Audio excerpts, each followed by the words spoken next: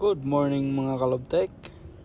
For today's video ay magpapalit ako ng brake fluid gamit ang brake fluid exchanger machine.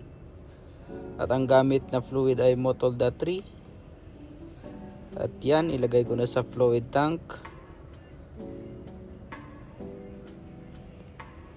Pagkatapos takpan ay ilagay na ang adapter sa brake reservoir. Tapos ilagay ang hose, supply hose pala yan, salpak. Pagkatapos ay lagyan ng supply ng hangin ang machine.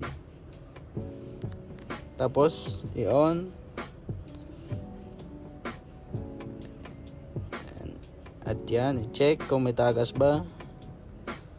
Pag okay na, itaas ang sasakyan at simulan sa hulihang gulong. Gamit ka lang ng 10mm na combination wrench. Buksan mo lang yung bladder screw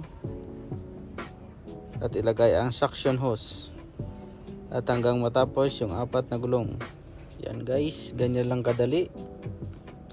Kung nagustuhan nyo pala yung mga ganitong video, huwag kalimutang mag-follow dahil marami pa tayong mga upload. Bye bye!